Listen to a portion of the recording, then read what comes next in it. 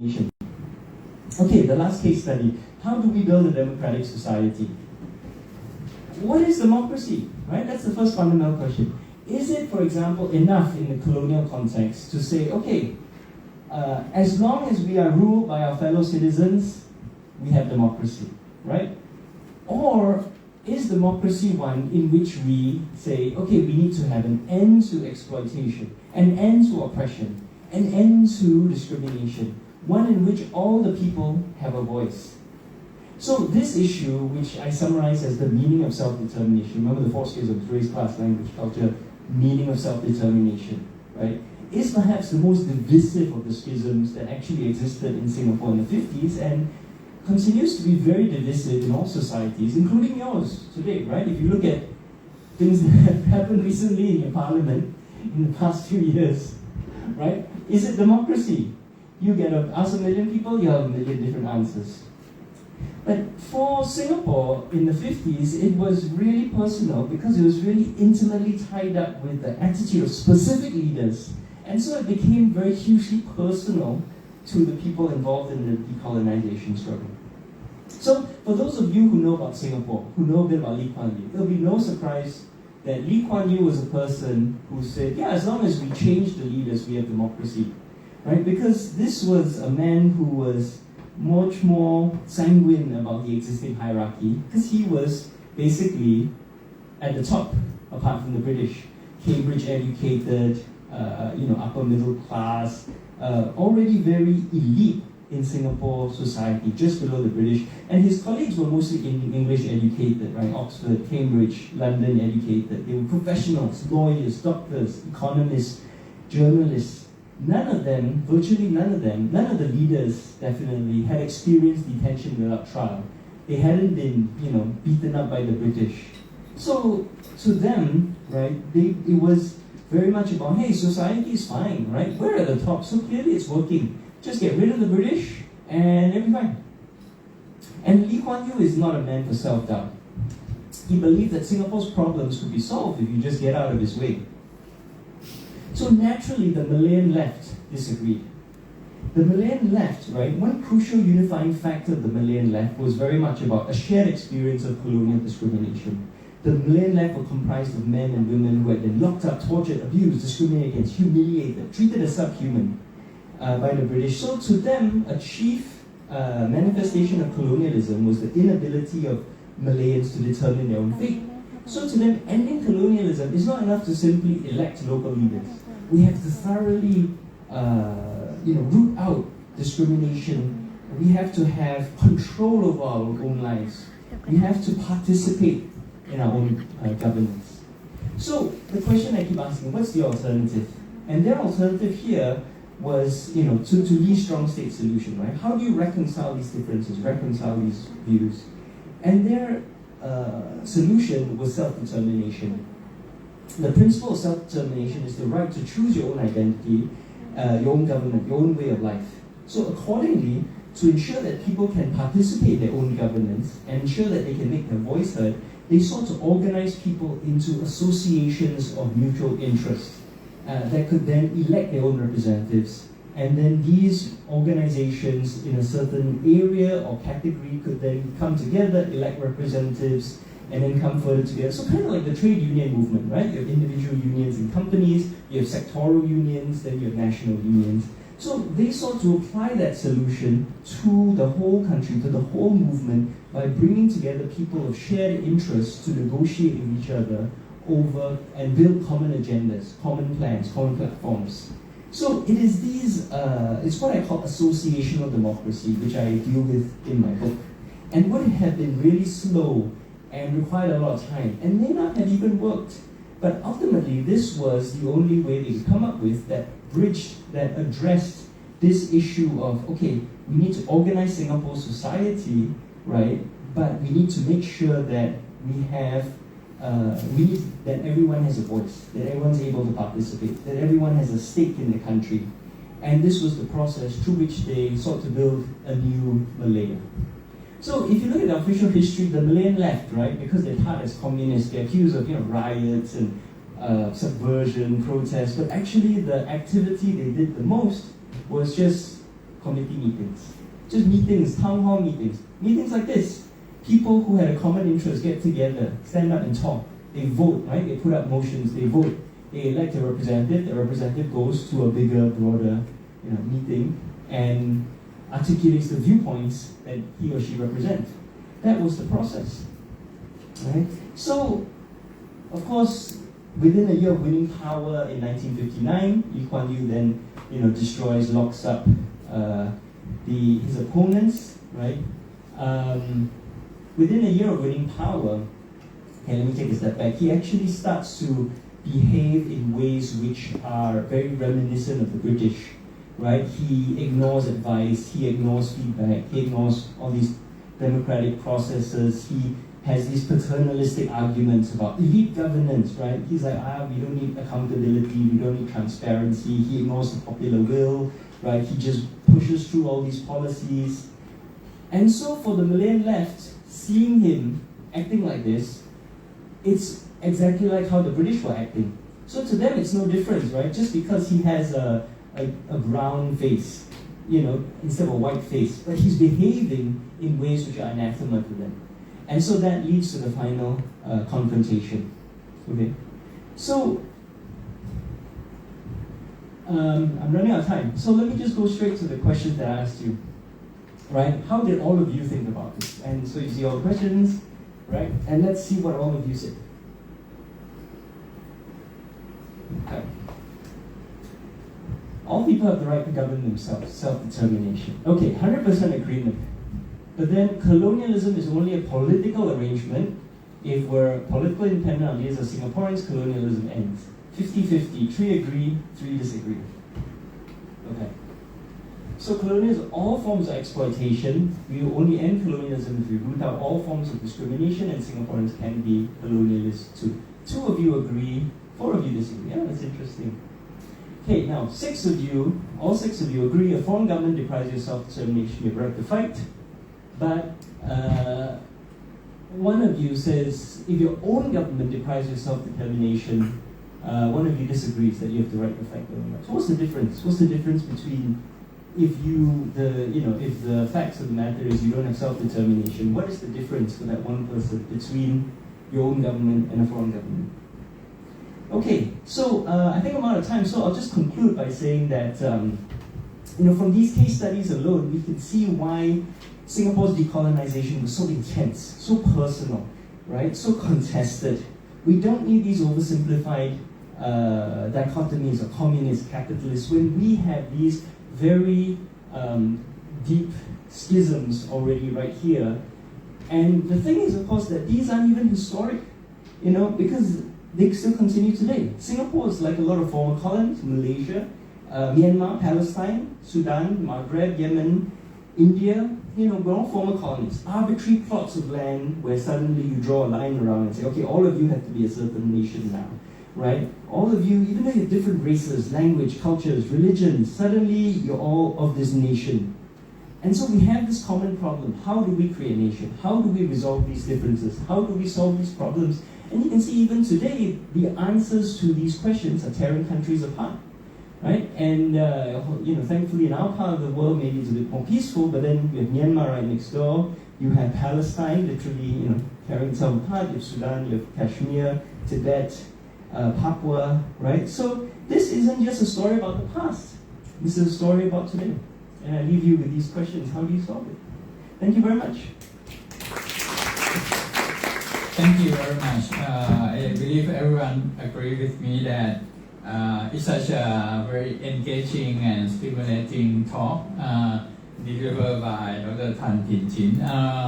He's not only historian and writer, he also I would say the activist and public intellectual. He is a founder of the media outlet called The New Narrative. If anyone interested, you can look at his website. And now I think there's a lot of questions in your mind on this issue of national identity, politics of identity and the post-colonial government. Feel free to ask any questions or share your thought. Now I open, the floor. Please raise your hand, and if there are many questions, I'm gonna collect around 2 or 3 per round, and then we'll let Dr. Tan Pin Jin answer. Okay, 1. Anyone else? 2. Okay, and just briefly introduce yourself. Okay. Right, so my name is Panathan. I'm the master student in history. I just writing my thesis about the people action parties in history perspectives. So I really appreciated that I have come here to have like seminar with you about the decolonization in Singapore. But I just got some idea and some question about from your lectures and from my experience as well. Actually, I was in high school. I lived in Singapore in every school holidays at suburban in Pasir Ris, like from around three months per year. I just do it like 4 years from that time. My dormitory is next to the school, and I have heard like every morning like the national anthem, the national plays. I just have some question about the national plays as well. I have heard like every Singaporeans must know their national plays from their high school, like we are the citizens of the Singapore, press outside one united people. I think you know the national pledge. Yeah, I just curious for my first questions. Is that national pledge was set by the government who want to try to like do some hegemony or the people of their country to got like the perspective like we can live together with like prosperity, that we don't have any conflict with their race or their religions. The second for my question is in this time right now, when PM Lawrence Wong became the Prime Minister of the Singapore, right now is that all Singaporeans or any academic or any scholars can we criticize any Singapore history in this time? And the third one, I think it's just quite silly one, is that the book on your table is available to purchase right now? The book on your table. You buy this book? Yeah. Okay. I'm gonna take reference on my thesis as well. All right, thank you for your answering. Yes, that's important question, right? Not normally book launch event is the promotion of the book and selling the book. So if you agree, I think we can go over time a little bit, right? So it seems like there are many questions, but if you can, keep your questions, precise, I would be highly appreciate. So the second one and then the third one, Okay. Okay, my name is Victor. Firstly, thank you very much for being here. It was very interesting. I was wondering, would you say that if the PAP and Lee Kuan Yew hadn't assumed the power in such an authoritarian way, and if the negotiation of the sort of social contract and the national identity had been left to the fusion, could Singapore have achieved similar economic and political development, and could it have become the country that it is now? Thank you. Okay, thank you. Interesting. The last one. Oh, now there are more. Okay. Next. So my name is Mike from Ministry of Foreign Affairs. So my question is nearly the same as Mr. Victor there. As I just wanted to ask whether the discrimination, because what you talk about is mostly dealt with social justices and inequalities. Does the discrimination, on your minds, worth the efficiency that Singapore now thrives on today? Okay. Okay. Should we answer these three first, and then are they related or separate questions? If they are separate questions, I would go for another round. Is that okay? Okay. Okay. Okay. So the first question, I wasn't too quite clear. If I understand you correctly about the pledge it's about trying to construct. After separation, right, we had this very sort of almost, schizophrenic approach. Singapore has had multiple national identities proposed by the government. Before reunification, before independence, the only way for independence was through reunification. That's what people wanted. So they were very much focused on a Malayan identity. We speak Malay. There was a National Language Institute, right? Real promotion of Malay. Tunku Abdul Rahman, the Prime Minister of Malaya, actually said, PAP is as good a Malayan government as mine is. But it's not that government I'm afraid of. It's the left wing, the socialists, right? He was terrified of Lim Chin Siong. And the creation of Malaysia was, the central focus of it was to make sure that Chin Siong could never operate in the rest of Malaya, to destroy him or at least quarantine him. Which, I always ask Malaysians, right, is this really the best way to create a country constitutionally designed to, in fear and suspicion of one part of it, and specifically of one man, right? Is that a basis to create a country? And that's why Malaysia was so flawed from the beginning. So when separation happened, then suddenly the PAP has to create a whole new identity that is non-Malayan, because any historic reading of our identity then leads us inevitably back to Malaya. So Rajaratnam comes up, this new socialist man. We have no history. We're going to create our history. And the pledge then is part of that. The national anthem already exists, but the pledge, right? Or his first draft was, we the citizens of Singapore pledge to forget our differences of race, language, and religion. But Lee Kuan Yew changed it. And then as in the 80s, when the PAP lost 2 seats in parliament and they were held responsible for a recession, they suddenly realized, Singaporeans aren't appreciative of the things we've done. So they introduced a whole new history in 1984, but you can't have a history again that's Malayan, so they seize upon the British colonial past. And so our first history textbook in 1984 actually has Sir Stamford Raffles on the cover, right? And we've become a country that celebrates our own oppression and colonialism. And then again, when the PAP started losing seats in the early 90s, 1997, the Singapore story, Lee Kuan Yew's memoirs come out, right? Trying to really emphasize this idea that we must all be always afraid, only the PAP will save you. So just to put what your question in context, it's these constant reinvention of our national identity. And a survey, I think last year, showed that Singaporeans are, in Southeast Asia, the least proud of their country, even though we have all these achievements, right? And the least, identify the least with their country. And part of the problem is because our national identity has become something that's imposed and artificial. The PAP realized, right, hey, if we can impose an identity once, we can impose it again. We can impose it a third time. Just change it each time to suit our political purposes. So that's the context in which. Now, your question was, with the new PM, is it okay to do a different version of Singapore history? No.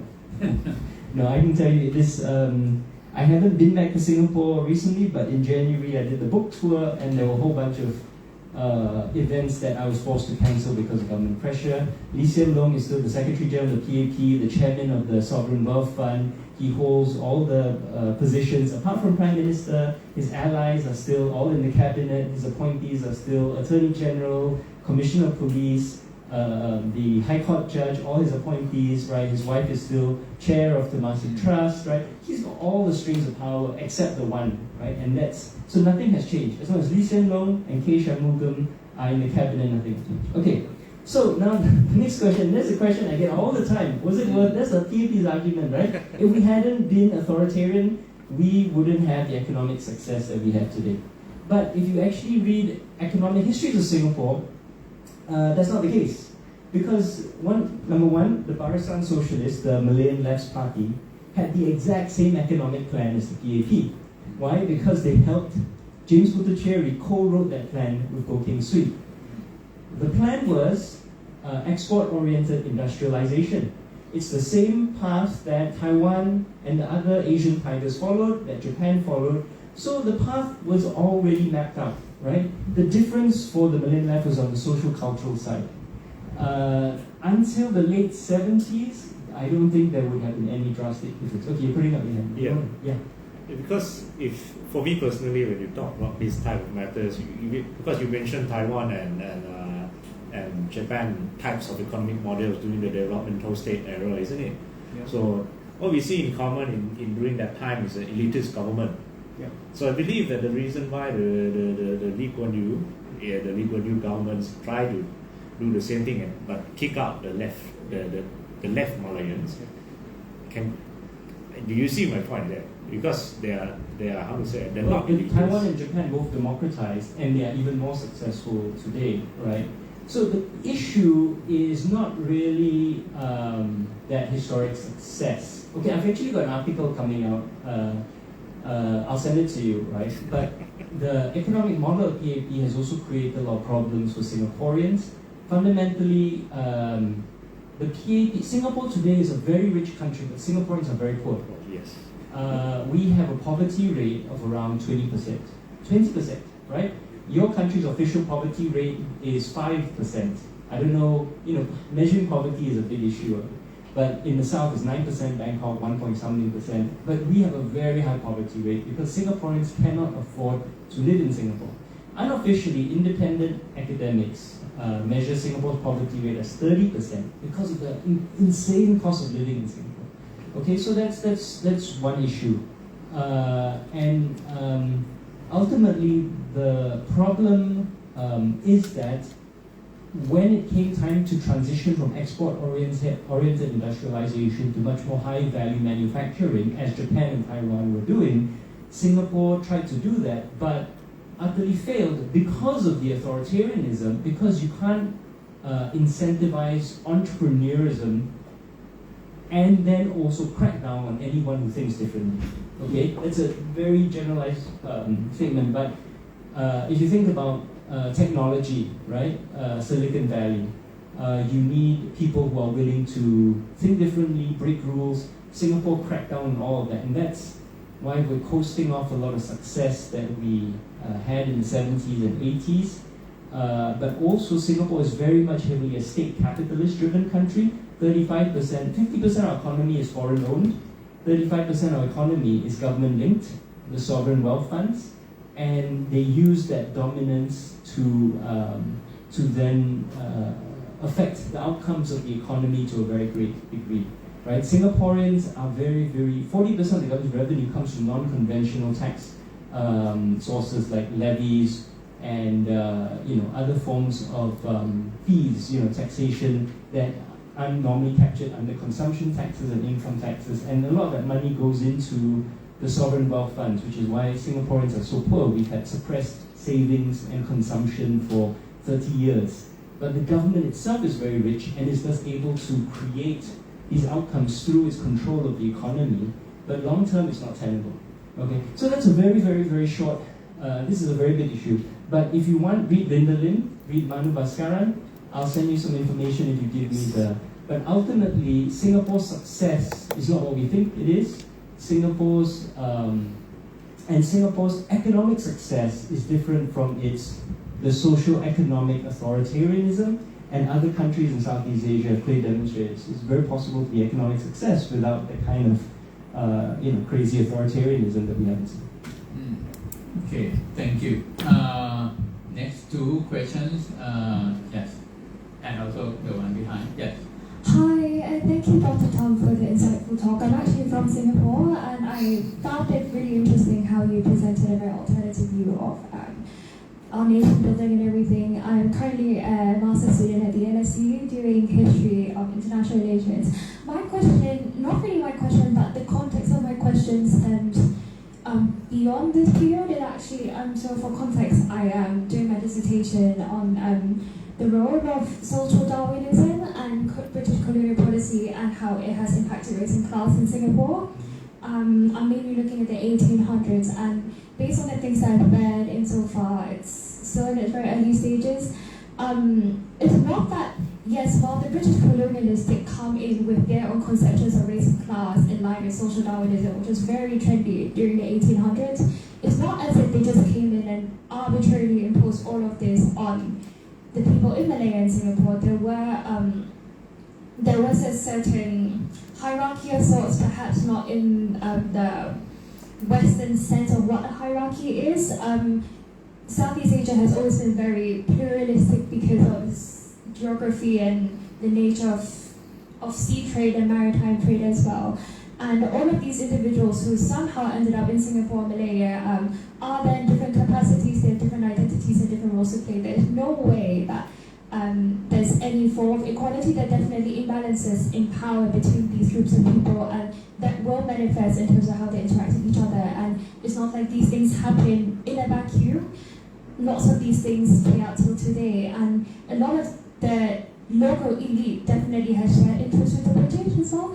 So I just wanted to ask, to what extent do you possibly think that all of these issues are much more deeper rooted and perhaps very cynical, but inequalities and discrimination is just inherent to a society that inherent to a society, especially in the context that we had ideas of citizenship and identity imposed on us, and all of these ideas of what identity is not indigenous to our culture or our geography.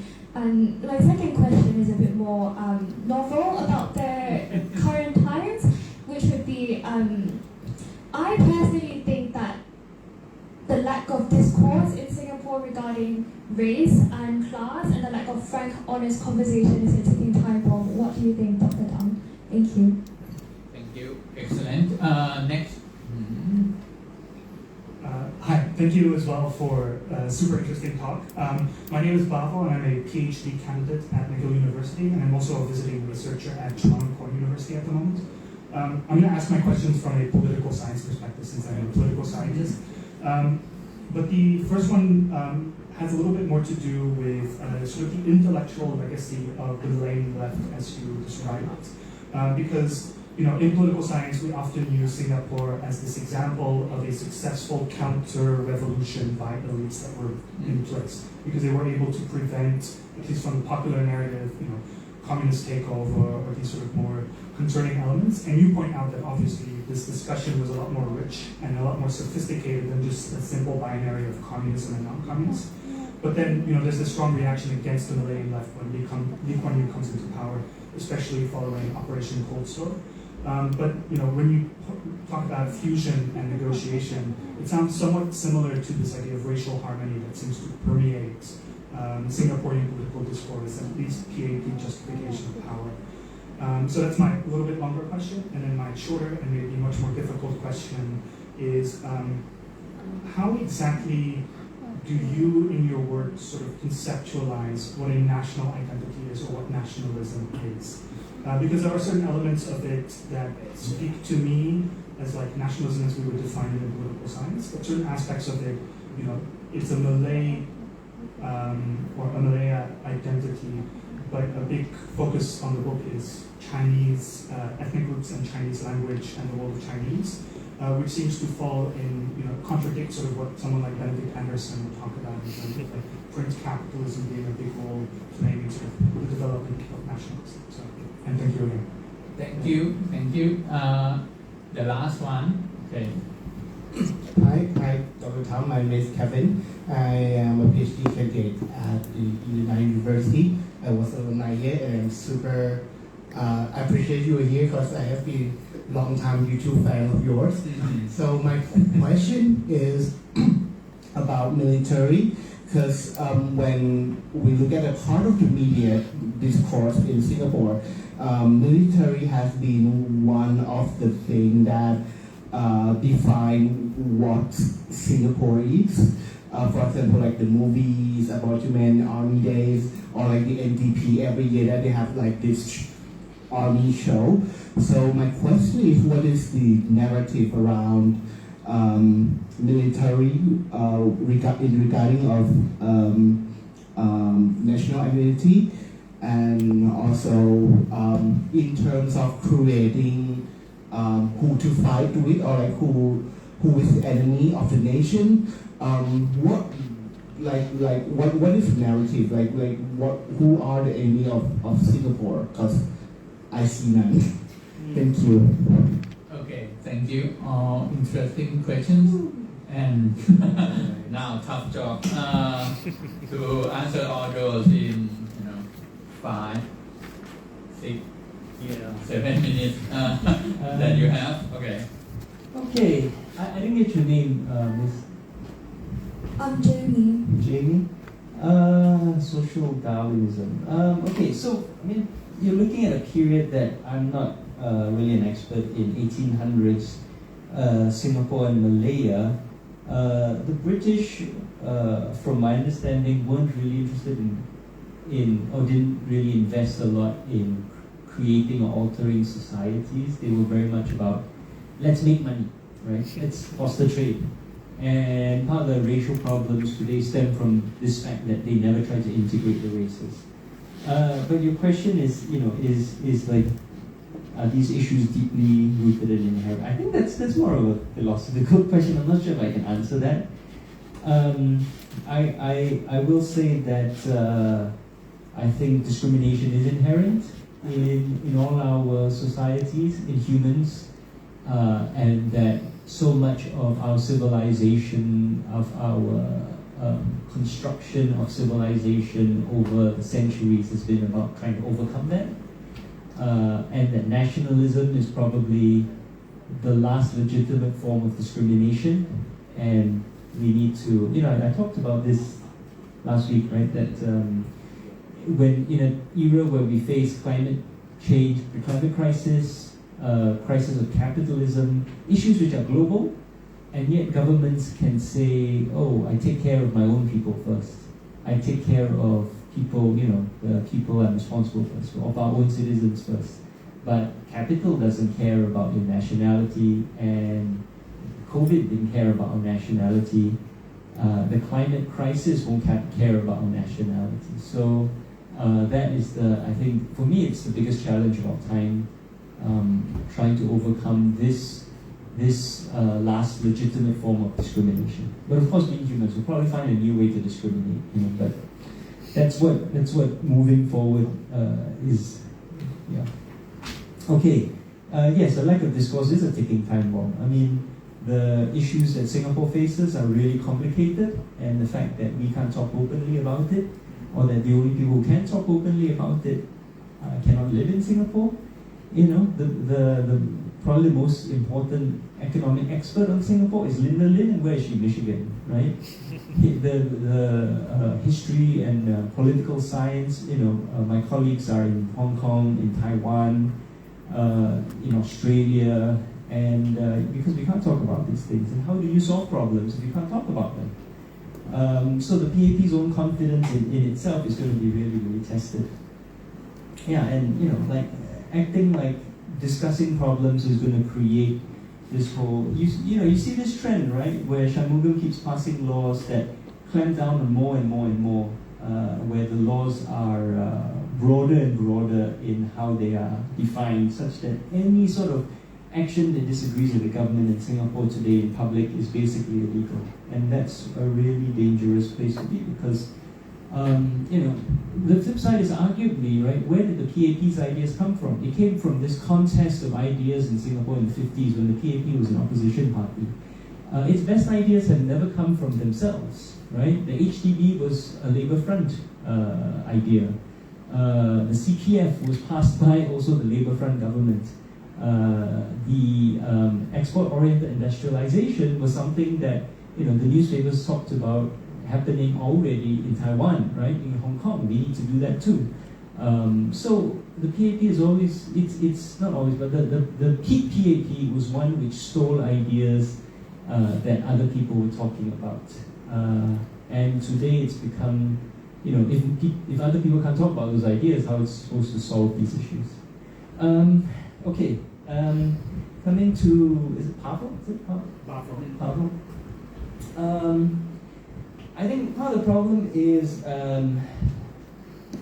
you're approaching it as a political scientist and I'm approaching it as a historian, right? I look at terms as people use them, and I look at causality of a very fixed, specific phenomena. You're looking at these terms and trying to extrapolate bigger ideas So I think that's part of the challenge. My wife's a political scientist, so we have these discussions all the time, right? But Benedict Anderson, right? His whole theory wasn't. He didn't take into account colonialism, right? Nationalism developed. His theory is based on Europe. He had to write an extra chapter later. Was it map, census, and museum, right? Yeah. To try and account for the development of nationalism, because nationalism actually develops in opposition to the discrimination that many of these people face, and then is shaped by the contours of the territory that they're forced to adopt. So there is a different path to nationalism for the former colonized people, and one deeply, with so many contradictions embedded in them, which is why I keep saying, that you look at former colonies today, and so we're all a mess, right? Kashmir, Tibet, Papua, what's happening in Myanmar, right? These are issues which have not yet been resolved, and I don't know if they can ever be resolved because there's a fundamental contradiction between the nation and the state. But we insist that the world must be organized as nation-state, right? That every state must have one nation. But it's not possible, right? Even within this room, similar socioeconomic class, all the Thai people in this room, I think, similar education, but you're going to disagree very drastically on what the nation is. As we saw in the survey, right? Very deep disagreements. So how on earth do you then insist that everyone must have a nation-state?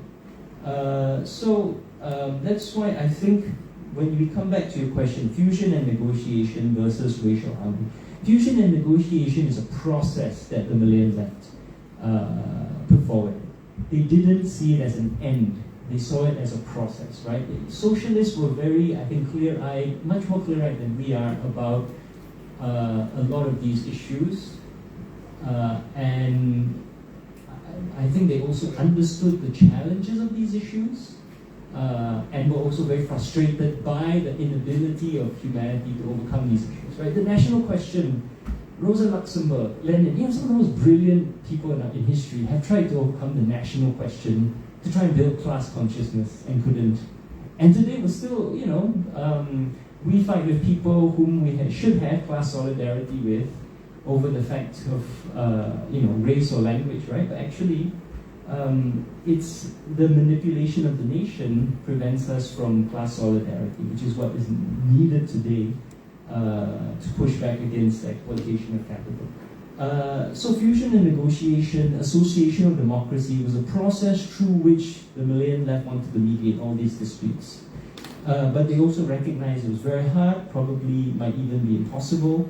But politically, right, you have to, as they argued, have to uphold these certain principles.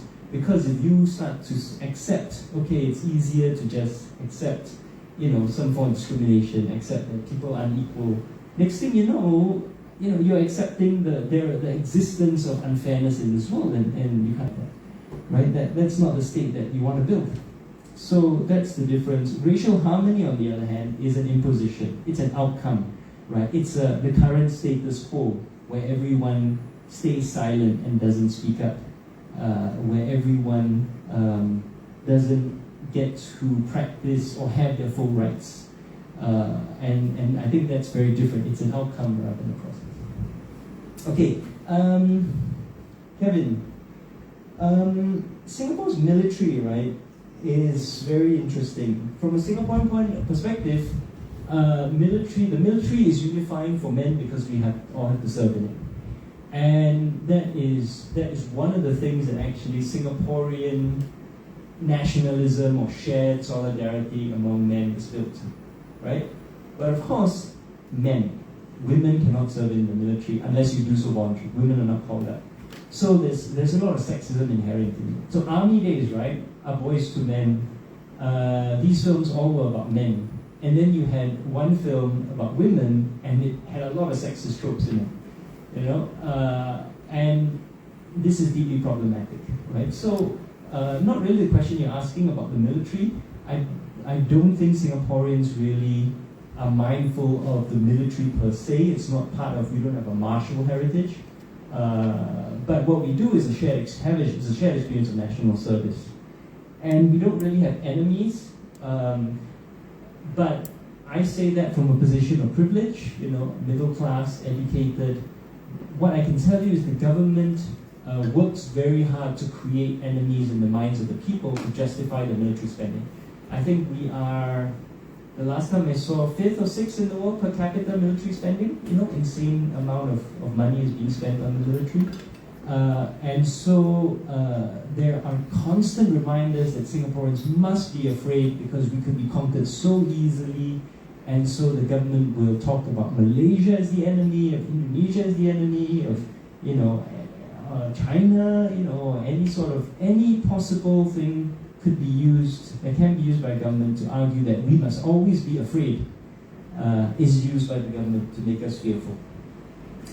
So I don't think we have an enemy per se, but if you ask Singaporeans, they might give you a different answer. But I don't, for me, it's all artificial, right? Nation states, all borders, all arbitrary. Nations, nationality, it's all arbitrary. We're all human beings. But the Singapore government does work very hard to create a sense of fear. Thank you. Thank you very much. So your talk, remind me of the many issues that also Thailand also confronted, right? The politics of writing history, the question of national identity, and that Thailand has a ticking time bomb too, right? And I think many governments in Southeast Asia try to suppress the alternative narrative of history, and they try to impose the official history, right? We also have a problem in the southern Thailand, right? We have an insurgency conflict, and that related to the question of national identity, and someone said is an internal colonization. Yeah, the southern Thailand has been confronted for over 100 centuries, right? And tell you some anecdote. This day, many student activists, they were put in jail just because they questioning the official history of Thailand. Now, this day, if you question about the role of the past king, Rama V, in the way he built the modern nation state, Rama VII during the revolution time, in 1932, changing Thailand from absolute monarchy to constitutional monarchy. They were put in jail because of just this, asking this kind of question. So the talk by Dr. Tan Pin Chin, actually is not only about the Singapore. I think is the broader issues of how to write a history, how to as a citizen, right? Sometimes you have to question yourself the official version, or the narrative that you were taught, you were told by the government, and by saying that, thank you very much for giving this lecture at Thammasat University. We are very glad to have you, and please, everyone give a big round of applause to Dr. Tan Pin Chin. Thank you very much. And this book is for sale, right? But only 4 copies. Okay, it's a rare item then. And hope we can, hold other interesting seminar like this, and please follow our activities on the political science faculty Facebook, okay, to follow up news, and update about academic activities. Okay, thank you very much. Thank you.